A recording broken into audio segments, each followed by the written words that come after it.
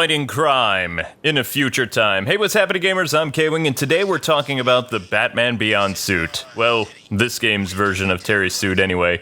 Has anyone noticed that both wearers of this costume name begin with a T? Terry and Tim. It's a pretty snazzy suit though, isn't it?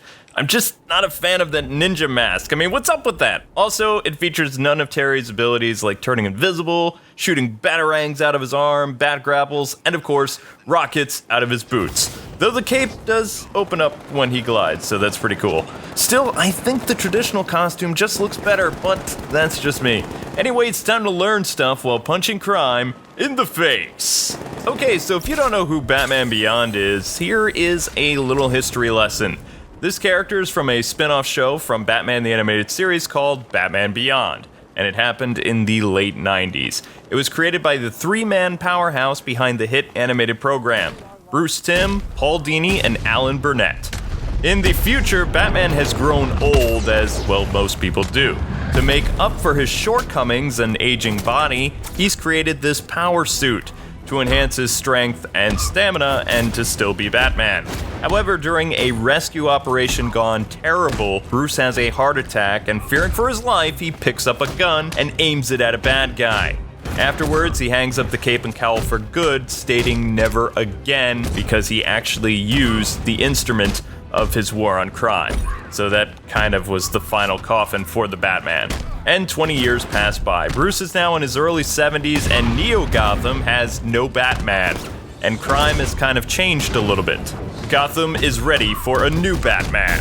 Enter Terry Mcginnis, an athletic high school kid with a girlfriend and who used to run with the bad crowd, due to his parents' divorce, which they make that pretty obvious. Though the boy has a great respect for justice and legends. Now, you can't have a Batman story without a little bit of tragedy, so this is how Terry becomes the Batman. At school, Terry got into a fight with a jock, and gets suspended. Unknown to Terry, his dad, Warren Mcginnis, has learned a nasty corporate secret that will cost him his life because of Wayne Powers.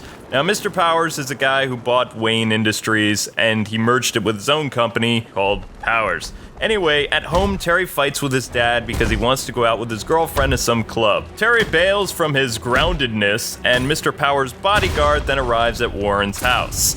Yeah, things are not going to be good. At the dance, Terry's hanging out with his girl, and yes, she has a name. It's Dana, if you're wondering.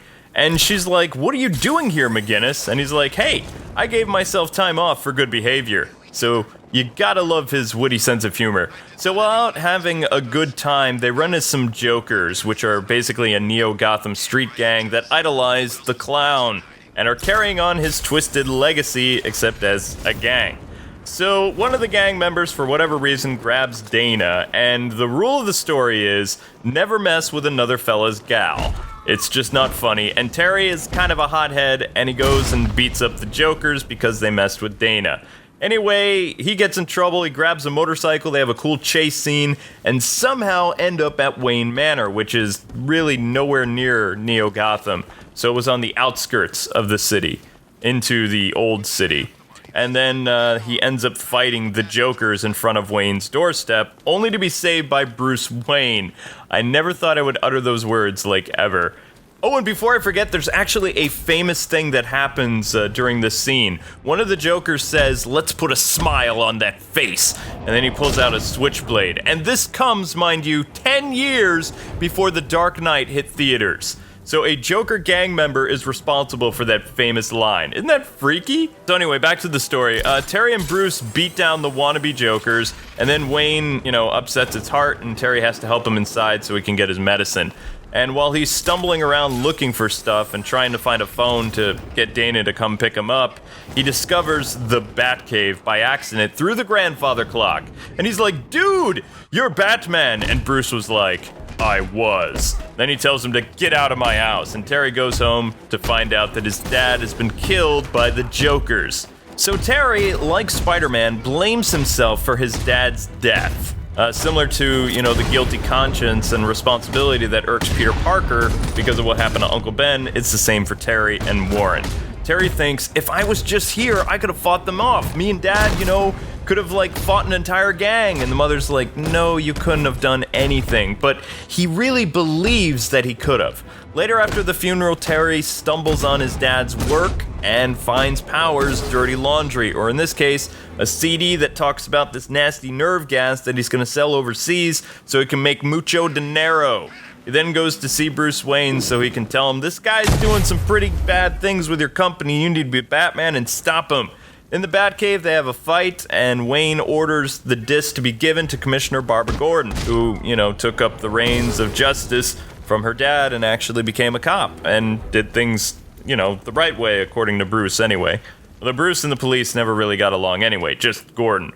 But I'm rambling. So Terry, all you need to know is he doesn't trust the police and storms off. He's then attacked by Powers' right-hand guy and loses the disc, so his evidence is completely gone now, meaning even if he told the police, there's no way they're gonna believe him, and he has nothing to back that up. So long story short, he goes back to Wayne Manor, steals the Batsuit, and goes after his father's killer. So Terry gets the evidence that he needs and runs into some bad guys, but Bruce is not happy that the suit was taken without permission and basically hits the kill switch, which almost kills Terry Mcginnis because he's fighting a bunch of bad guys, and well, that wasn't cool of Bruce to hit the kill switch. So Wayne then has a change of heart because of what happened to his parents, which Terry knows about, so you can see kind of an emotional connection there. And then the new Batman and Robin are born, or in this case, younger Robin is the Batman figure and Bruce is the Oracle guy, the person behind the scenes who's helping the younger hero out. So it's an interesting dynamic. Together they stop Powers from sending nerve gas to evil dictators all over the world and get Wayne Industries back over the course of the series. The two then go on many adventures together, and Terry even meets the Joker Reborn, which I really don't want to spoil all that because it's a great movie. You need to check it out. It's called Batman Beyond: Return of the Joker. And it involves a previous Robin and even mentions Nightwing, but that's about it. You guys go watch it for yourself. It's an amazing movie, and it was also one of the first WB animated films to get a PG-13 rating. So Terry is very inexperienced as Batman, but he makes up for a lot of his shortcomings with sheer athletic talent and, just the way he handles life. Though he sucks at stealth skills, I'll say that right now. And in the beginning, he relies too much on the technology, something that Wayne teaches him over the course of the series. But Terry is very stubborn to learn things, thinking because he's a teenager, he knows, better than this guy who's in his 70s or 80s. So in the show, another attribute that they show about Terry learning things is he gets angry a lot. So Mr. Angry Face tends to get into trouble, similar to Marty McFly from Back to the Future. He's hot-headed and his temper flares so much, and he has to learn the hard way because of his temper. But as Alfred would say, why do we fall, Terry? So we can learn to pick ourselves up again, and that's just what Terry does. Early in his career, Terry deals with his own Joker of sorts, Derek Powers, which is the leader of Wayne Powers, corporation or whatever. He becomes infected with this chemical nerve gas stuff that his dad, Warren Mcginnis, was trying to, get out into the public before his death. And this turns Powers into a radioactive skeleton guy who hates Batman, Bruce Wayne, and Terry Mcginnis. But he never quite figures out that Bruce Wayne was the original Batman, so Terry would be the next Batman. In fact, it wouldn't really take a detective to figure out, Terry Mcginnis is kind of the same height as the new Batman. I mean, he's not like this bulky dude, Even his Batman voice is kind of like a teenager trying to sound older. But anyway, these characters never notice the obvious. So he never figures out who the new Batman is, and that's just funny. Now, Terry really doesn't have that many amazing detective skills. Now, you could argue that when he accidentally found the disc and investigated, his dad's last will and testament about Powers being bad and then going to Bruce Wayne, that showed some of the ability for him to be a detective. But you have to remember, in the episode, when he gets the disc, he really doesn't understand what his dad was working on. So he goes to see Bruce Wayne, and then Bruce Wayne shows him fully, okay, this is what this is about. Terry wouldn't have figured it out without Wayne. But, Terry still has street smarts, so I'll give him that. But he has a very big stubborn streak. and doesn't really pick up everything that his mentor teaches him. Still, this Batman, he does get the job done, and on top of that, he started much earlier than Bruce Wayne ever did, because remember in Batman Year 1, Bruce is a lot older, like he's in his late 20s. This is a 17-year-old kid who becomes Batman, so Mcginnis, you know, if he sticks with it in the long run, he could be the longest running Batman. Still, you can't help seeing all these different comparisons between Terry and Bruce's life during the course of the show. Terry, like Bruce, he meets a jewel thief, they flirt a lot, and he's attracted to a lot of bad girls. But unlike Bruce, this is very important, Terry actually has a social life and a love life that he's not willing to give up. Then again, it could just be high school, but later on, you see some very interesting things. Now, keep in mind, while he's still in high school, Terry also joins the Justice League. And one thing I really liked about Terry McGinnis is how he took the Grayson approach to fighting crime and laughing in the face of danger. While it didn't really work for Bruce, it fits Terry's personality perfectly. Now, did you know in the comic books, Terry McGinnis actually has a falling out with Bruce Wayne and actually works with a retired Nightwing instead of having Bruce be his handler? Another Grayson similarity is the fact that Terry also got justice for his father, similar to Dick Grayson. By bringing down the guys responsible for their parents' deaths, they're able to get a little bit of solace and move on, something Bruce has never really been able to do in many different DC multiverses.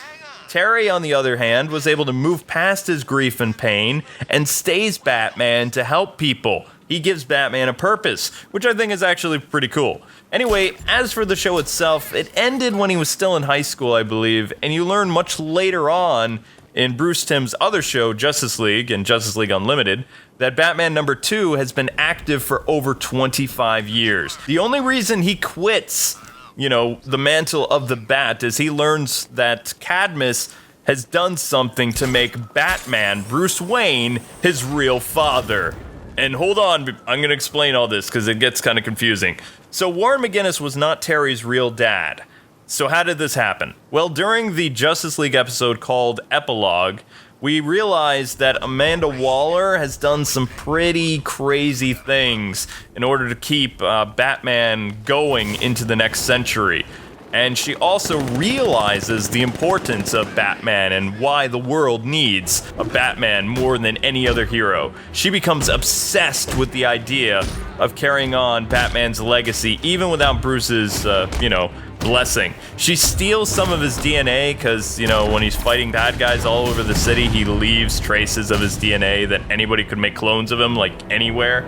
And she creates the Batman Beyond project. So basically what she does is they create a complete Bruce Wayne DNA, and then they rewrite several young married guys' actual genetic personality when they're just going in to get a flu shot from the doctors. And people tell me I'm paranoid these days for not getting yearly flu shots. Well, when you're cyborg alien zombies, you'll know why. That's all I'm going to say on that. Anyway, Waller then hires the Phantasm to kill Terry's parents when he's 8 years old because Batman has to have tragedy in order to become that figure, in order to mold his life. That has to happen. But the assassin, Andrea Beaumont, couldn't pull the trigger, and she even talks to Waller and says, "We cannot disgrace everything that Batman stands for by killing someone." And Waller's like, "You know what? You're right." Now, Terry, when he's confronting Waller, he mentions how fate had a funny way of making things happen anyway, with his dad being killed by crime, and that the mantle of Batman is a curse. Though the old lady basically tells Terry, "You're not a clone. You are Batman's son, and you will forge your own path, McGinnis. And you've kept Gotham and the world safe for a very long time. So you've done good, kiddo." Also, he doesn't have Bruce's life either, which is a big difference between him and the original Batman.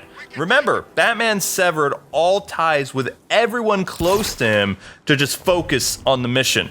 We all love Frank Miller's Year One and some of his other books, but Batman has an unending war on crime that will only lead to him eventually being killed. And that's a very lonely and unfulfilling life, folks. Eventually, some punk or one of his foes will get lucky and Batman will die, And then who's going to carry on his will? Who's going to be the Batman?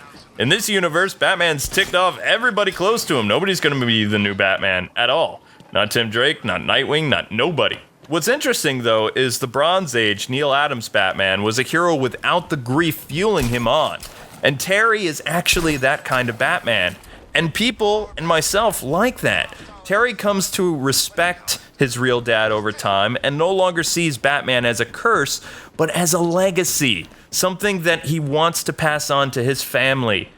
A new tradition that's going to be born for the Mcginnis line and the Waynes or whatever. So basically, he plans on asking Dana to marry him at the end of the episode, and he'll keep protecting Gotham, flies off to see Superman or whatever. As for the comics, while I did read Batman Beyond 2.0, it's an Elseworld storyline and should be viewed as such. It's also kind of made for kids who are grown up who watch the animated series because it has a very adult storyline and features a very interesting love triangle between Babs, Dick, and Bruce. Yes, Babs and Bruce got together, and that's as much as I'm getting into it. All you need to know is Terry works for Grayson in this story and likes Dick better than Bruce. He views the former Nightwing as a really cool guy who got his life in order and didn't end up, Mr. locked in his house with dogs type thing. Bruce became a dog guy, okay? And grumbles more because, he's old. Sadly, the New 52 kind of annoyed a lot of Mcginnis fans of late with Future's End. And this will be spoilers if you're reading this or you don't even know about this. Terry takes the role of Trunks going back in time to prevent the androids from destroying the world, essentially. Bruce is in the Batcave with Terry fighting off an army of Justice League cyborg things controlled by a being called Brother Eye, which is this AI evil computer thing. Think Hardak from the animated series, except even crazier, and he has control of the entire planet. So Hardak has won, and Batman has to go back in time to prevent this, more or less.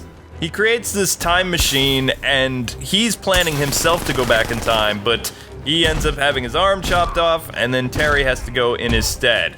However, because the time machine is not, based on Terry's measurements and things like that, and it's not Bruce Wayne, instead of arriving in time to stop Brother Eye from going online, he arrives 5 years into Earth 52's future. So, while he does his best to save the world, he can't really do it. It's very difficult. And it lasts I think it was 30 issues or something. It was a really long thing when it's just a monument to Terry's failure, more or less, and Earth 52. So, Terry does do his best to save the world, but everything is in vain. He enlists the help of the former Red Robin, Tim Drake. And though Tim wants nothing to do with costume heroes or any Batman whatsoever, he has a really big role in this book, more so than Mcginnis. Now, Tim has moved on with his life, and he's happy running a bar in the city, and actually has a new girlfriend and a great job, and he doesn't want to be a hero anymore.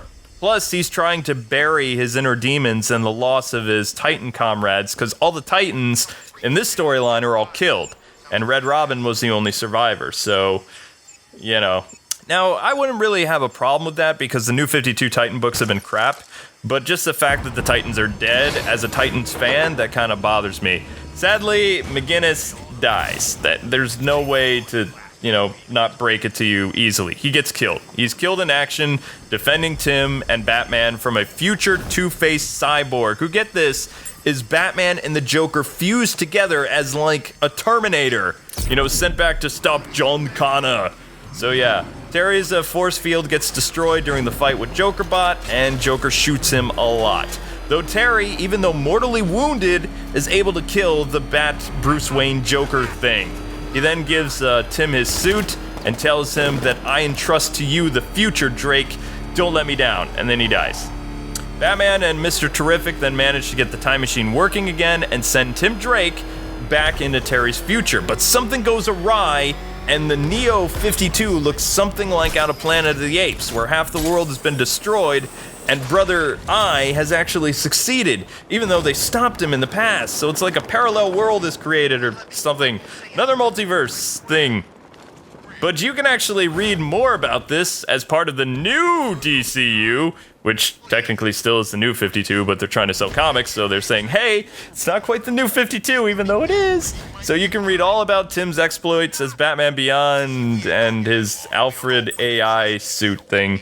I don't think I'm going to continue reading it. It's just not my cup of tea. I like Terry as, Batman Beyond, and I'm actually, some of the storylines with Gordon as Batman, or Robot Batman, it's not bad.